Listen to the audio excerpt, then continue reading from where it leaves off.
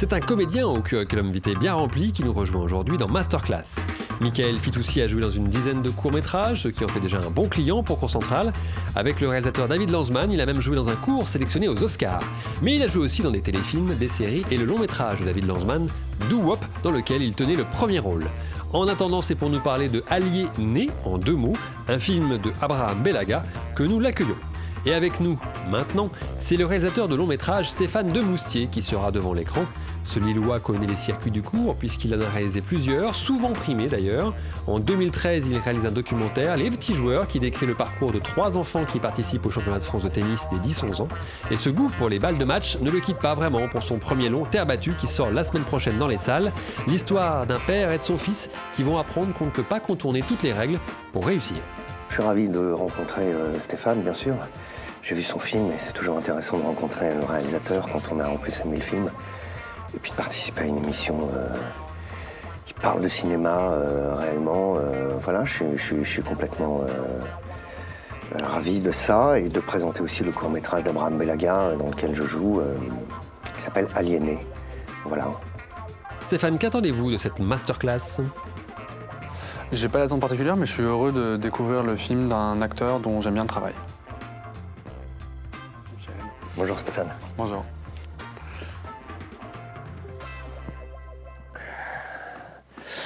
Bon, donc voilà, on va voir le court-métrage d'Abraham Belaga, dans lequel je joue, je suis pas le réalisateur, qui s'appelle Aliéné. Voilà, il y a aussi Grégory Fitoussi, qui est mon frère dans la vie, et Fanny Ardant et Ludi Boken. Voilà. D'accord. Ça dure ? Ça dure un peu plus de 15 minutes. Super. Voilà.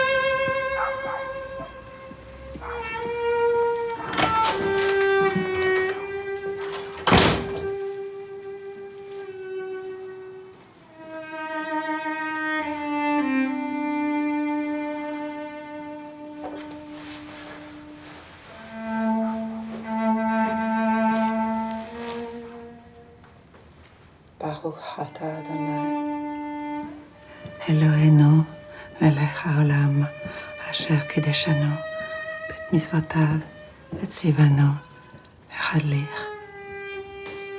נר של שבת. Amen. שבת שלום. Shabbat Shalom. Shabbat Shalom. Shabbat Shalom. Shabbat Shalom.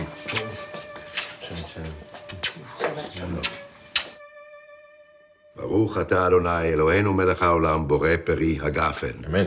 Amen.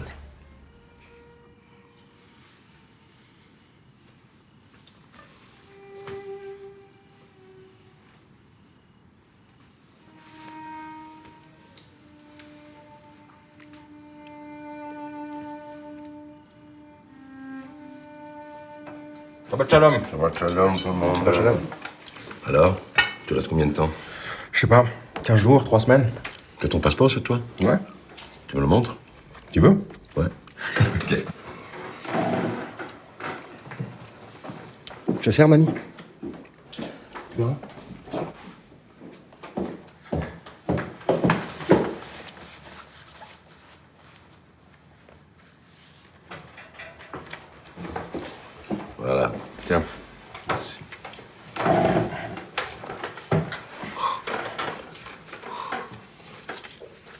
Formidable. T'as vu ça, Micha? Qu'est-ce que tu feras quand il sera plein? Et on fera faire un autre. Et voilà. Tu passeras nous voir à la boutique? Ouais, je vais essayer, ouais. C'est vrai. Micha a tout refait. C'est très bien. Ah bon? T'as refait quoi? Tout. Tout. Les murs, le sol, l'électricité, la plomberie. C'est plus une cordonnerie. Tu te croirais chez Berluti. La seule chose qu'on a gardée sont les machines. On a même une nouvelle porte, mais j'ai insisté pour qu'on garde la serrure de ton grand-père d'Alexandrie. Du coup, j'ai plus envie de vendre. Tu devrais pas. Surtout si vous venez de tout refaire. Et ça n'a pas été trop cher, le taxi, pour venir jusqu'ici? Non, mais par contre, ils ont changé le numéro sur les bus, non? Je savais plus lequel prendre. Tu aurais pu nous appeler. Et toi, Micha, quand est-ce que tu vas te décider à acheter un portable pour qu'on puisse te joindre? Bon. Quelle bouteille j'ouvre en premier? Tu peux prendre n'importe laquelle, il y a que du bon, là. Tu peux y aller.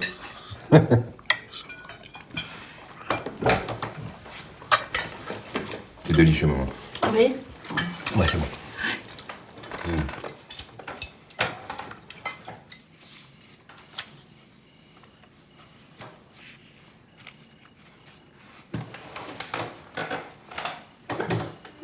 Viens, je t'emmène à la chambre, allez.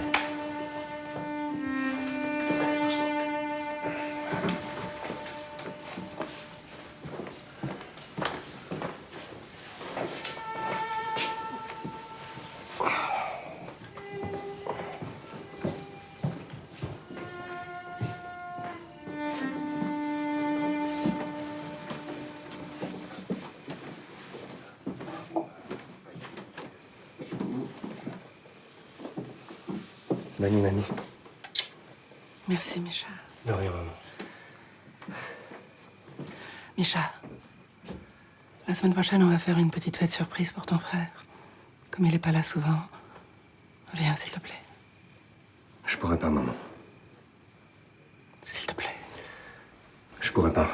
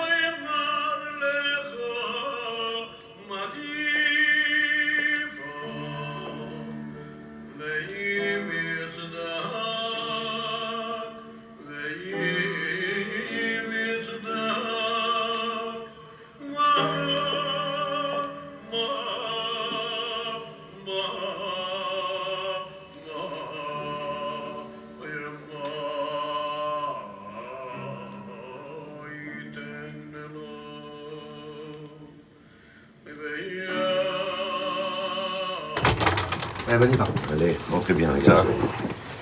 Et Micha, prends ton lundi, passe un peu de temps avec ton frère. Je peux pas, j'ai un compte à finir, papa. Je peux te filer un coup de main, moi, si tu veux. Rentrez bien.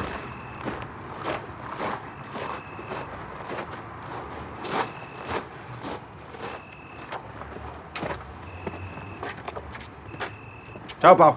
Ciao, mignon. Tu m'en passes une? Tu fumes maintenant? Ça m'arrive. Elles sont où tes clopes? Je les ai pas prises. C'est con, ça. Tu me files une claque, quoi.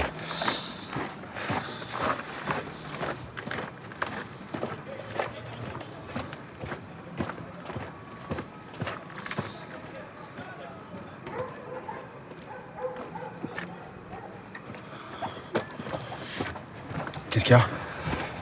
Rien. Ça te fait chier que je prenne le bus avec toi? J'aime bien le prendre tout seul, le bus. T'es sérieux? Ouais. Ah, excuse-moi d'être là, hein. Tant pis, qu'est-ce que tu veux que je te dise?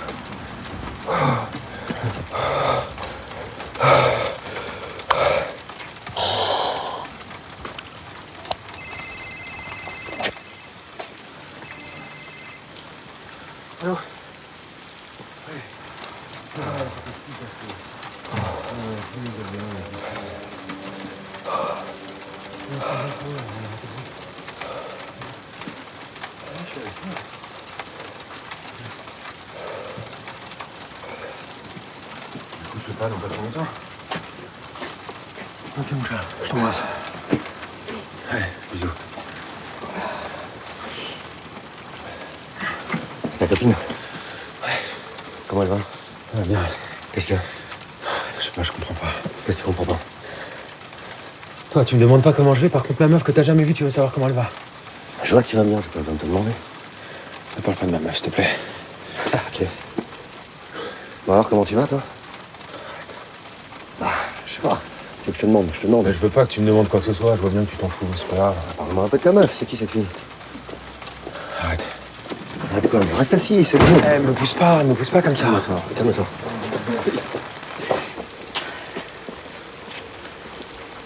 Il est passé déjà? On vient de le rater. Il va y en avoir un autre? Ça va pas tarder, ouais. Viens, on a qu'à marcher un peu. On va pas marcher sous la pluie, chérie. S'il te plaît. C'est super loin, chérie, vraiment. Ça me dérange pas. Allez, viens. Attention. Allez.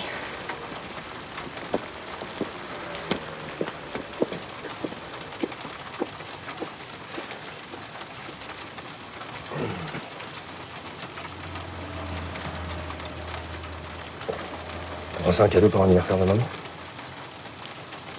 Ouais. Tu vas prendre quoi? Une journée de soins dans un spa. Ça va me faire du bien, ça. Et toi? Je vais lui prendre des fleurs. Prends-lui des pivoines alors, c'est ses préférés. Je sais pas si la saison, mais. Tais-toi. Pardon? Ferme-la, j'ai pas besoin de tes conseils pour retrouver des fleurs. Je vais prendre des belles fleurs chez ce qu'elle aime. Chez mes pommes, je lui en apporte toutes les semaines.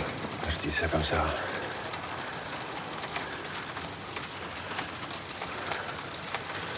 On peut pas parler, c'est fatigant. On n'est pas obligé de parler. Ça a duré longtemps? Quoi? Ça, entre toi et moi, ça va s'arrêter un jour? Réponds-moi. Lâche-moi, s'il te plaît, je suis pas ta meuf. T'es mon frère, connard. Mais c'est une raison pour me casser les couilles. Ah, je te casse les couilles. Ouais, tu me casses les couilles. Vas-y, explique-moi, c'est quoi qui te casse les couilles? Je comprends pas, c'est quoi le problème? C'est que je prenne le bus avec toi, c'est quoi? Dis-moi. Dis-moi. Arrête. Arrête quoi? Eh, ferme ta gueule, je vais t'en coller une, Sam. Bah vas-y, si ça peut te faire du bien, t'as qu'après on pourra parler. J'ai pas envie de te parler, moi. J'ai même pas envie de te voir. T'as pas le droit de me dire ça. Je dis ce que je veux. T'es mon frère. Et alors? Et alors? Et alors quoi? Qu'est-ce que je t'ai fait? Arrête de me parler, putain! Arrête de me parler! Qu'est-ce que je t'ai fait? Pourquoi tu m'aimes pas? Pourquoi tu m'aimes pas? Oh!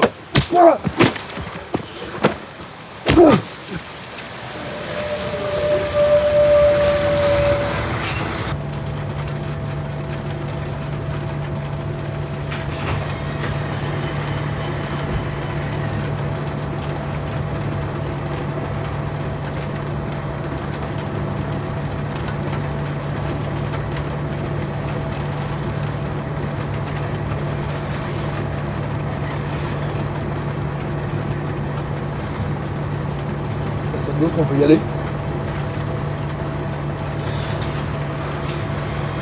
Attendez.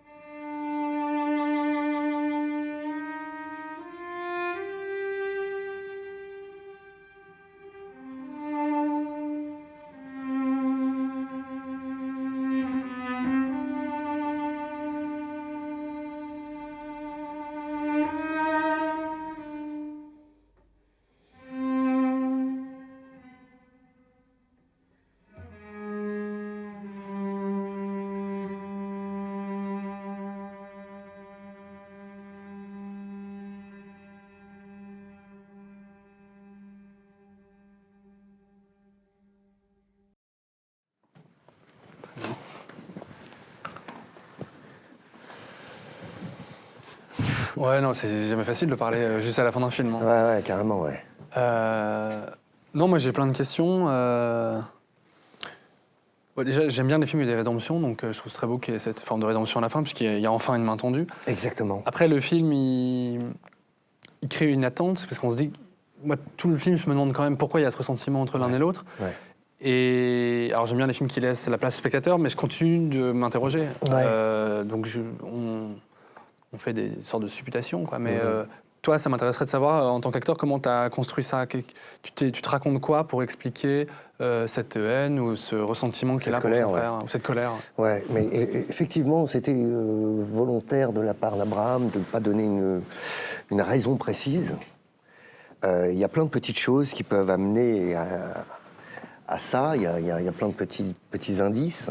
Il y a des raisons évidentes, un peu comme ça, qui sont proposées. La place du fils préféré, quoi, et la jalousie. Mais après, bon, il peut y avoir aussi plein de choses qu'on peut s'imaginer. Et tout un chacun peut aussi s'identifier à ça, justement, dans son rapport avec ses frères et sœurs, ou même des enfants uniques. En l'occurrence, avec mon frère, on s'entend très bien. Et donc, on avait beaucoup de recul pour aborder le sujet, quoi. On n'avait pas du tout... c'était pas quelque chose qui allait nous... C'est ton petit frère? Ouais, c'est mon petit frère, ouais. Moi, en l'occurrence, ouais, c'est plus le sentiment d'injustice qui était mon moteur, parce que mon personnage, qui essaye d'être un fils à la hauteur, c'est-à-dire proche de la famille encore, qui reprend l'affaire familiale, qui est présent toutes les semaines. Alors là, c'est un Shabbat, mais ça peut être un dîner dominical. Ou, voilà, c'est le rendez-vous familial. Et là, il est au rendez-vous, lui, tout le temps. Il s'occupe de la grand-mère aussi. Il s'occupe du commerce. Il s'occupe du commerce. Et voilà, donc... Et à la fois, de l'autre côté, il a le frère qui, lui, a pris la distance par rapport à la famille, une certaine liberté. On voit qu'il voyage, on voit qu'il est plus dans le carcan familial, quoi. Et puis quand il revient, il exerce une fascination sur le père. Parce qu'il est différent. Donc c'est ce sentiment d'injustice, plus que la jalousie. Parce qu'il y a la jalousie, après il y a... Et d'ailleurs, ça... Il avait en tête le mythe de Caïn et Abel, hein, qui est de toute façon... Hein, et c'est pareil, donc Caïn et Abel, ce qui pousse Caïn à tuer son frère, c'est l'injustice, quoi. C'est parce que Dieu préfère l'offrande d'Abel plutôt que la sienne. Il ne sait pas pourquoi. Alors justement, à la fin, tu ne tues pas ton frère, mais tu le cognes. Ouais. Donc il y a quand même un passage à l'acte qui est fort. Alors moi là, j'ai une question simplement de curiosité de cinéma. Comment vous avez fait cette scène du coup de poing pour pas que tu lui fasses mal? Il y avait des cascadeurs. Enfin, moi, j'ai jamais fait ça. Moi, donc ça m'intéresse de savoir comment vous avez travaillé, quoi. Bah là, il y avait un cascadeur qui est d'ailleurs très très bon, qui s'appelle Schneider. On le voit. Et ouais, on l'a travaillé,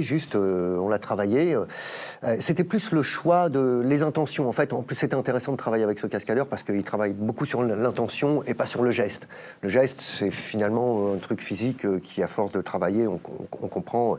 Et après, il faut mettre dessus l'intention et dans la justesse, quoi. Je pense que le fait que ce soit ton frère, ça vous mettez l'un et l'autre en confiance, parce que j'imagine qu'il y a une grande part de confiance là-dedans, parce que tu portes quand même un coup. Ouais, mais ça, c'est pas le fait que ce soit mon frère, c'est avec n'importe quel comédien, t'as pas envie de le toucher. La responsabilité. T'as pas envie de lui enfiler une pendant la scène, quoi. Mais, il a été prudent et vous l'avez fait tourner à la fin du tournage, ça, quand même? Bah là, en l'occurrence, on l'a tourné. Bon, les conditions de court-métrage, tu connais, hein, c'est toujours un petit peu... Ça, c'est à 6h du matin, avant que le jour se lève. On a déjà fait toute la nuit de jeu et tout, et il pleut, on est un peu à bout de force. Donc c'était aussi intéressant d'aller chercher cette énergie, quoi. Bien, ouais. Mais effectivement, on a beaucoup répété, mais comme tout le jeu, on l'a beaucoup répété. Abraham nous a fait beaucoup répéter, qui est un acteur que tu connais, qui a fait des beaux rôles déjà au cinéma, qui est un acteur... Il a jamais envisagé de jouer dans le film? Non, ça c'est sûr. Ça c'est sûr. T'avais déjà joué dans un film avec ton frère? Non, c'était brièvement, mais pas on s'était croisés dans une scène, dans un film, mais non, là, on allait vraiment dans le sujet de la fratrie en plus. Donc c'était hyper intéressant au niveau du jeu, quoi. Ça fait gagner beaucoup de temps, quoi, pour se matérialiser la situation. Mais justement, par rapport aux liens familiaux qu'il y a dans ce film, moi, qui ai vu ton film, ton long métrage, il y a des ponts qui peuvent se faire à terre battue. Puis je vais te laisser en parler, mais moi, ce qui m'intéresse, c'est les liens familiaux, le thème des liens familiaux, comment les liens familiaux peuvent t'empêcher de t'accomplir dans ta vie, voilà, d'une certaine manière. Ouais. Effectivement, Terre battue, donc c'est un film qui parle de ça, qui parle de transmission et de la question de la réussite. Et donc l'histoire s'articule autour d'un père et du fils. Le fils est joué par Charles Marion, jeune joueur de tennis qui a 10-11 ans, qui a 11 ans dans le film, et qui souhaite réussir et gagner au tennis plus que tout, et en particulier parce qu'il veut, à travers le tennis, enfin il croit qu'à travers le tennis, il peut contrecarrer les échecs qu'a connus son père. Schématiquement, c'est ça la trajectoire du fils. Donc on suit à la fois le parcours du fils et préalablement celui du père. Et il y a comme ça des résonances, des parallèles, des antagonismes entre leurs deux trajectoires, mais clairement, l'une répond à l'autre. Et ça parle effectivement de transmission volontaire, mais aussi involontaire, puisque le fils hérite de certaines choses que le père lui cède bien malgré lui, à savoir certains échecs qu'il a connus. Ben, le fils les prend de plein fouet et les interprète à sa manière. Je la mets, cette photo? J'ai pas trop l'air d'un con? C'est ta tête habituelle. Vous avez toujours travaillé dans la grande distribution? J'étais chef régional, je dirigeais une vingtaine de magasins. Ils m'ont mis sur la touche parce que les chiffres réfléchissaient. Vous savez, votre fils, il joue vraiment très bien. Ça, c'est bien, Hugo, c'est bien, ça. Allez, on y va! La nature est injuste, ce jeune homme a un cœur rare. Il va être inusable. J'ai bien réfléchi. Je pense que je vais créer ma boîte. Mais comment ça? J'aime ça, les supermarchés. J'aime quand les parkings sont pleins. Quand il faut fermer les portes parce que c'est les seuls. Le haut niveau, c'est 99% de souffrance et 1% de plaisir. Le plus grand plaisir, c'est la victoire. Mais il faut parfois sortir de vos limites. Voilà, donc Terre battue, le film sort le 17 décembre. Vous, votre court-métrage, il commence déjà un petit peu à circuler dans les festivals? Ouais, j'espère qu'il va faire un joli parcours. Ouais, on l'aime beaucoup, nous, ce court-métrage. Tant mieux. Et puis comme moi, je te disais, j'ai vraiment aimé ton film aussi. Donc, merci, écoute, à bientôt, rencontre. j'espère. Et puis, c'était un plaisir. Merci Stéphane. C'est Michael. C'est fini pour aujourd'hui. Vous pouvez retrouver Cours Central sur le site d'OCS et nous poster vos commentaires et suggestions sur la page Facebook de l'émission. À la semaine prochaine pour un nouveau numéro de Cours Central.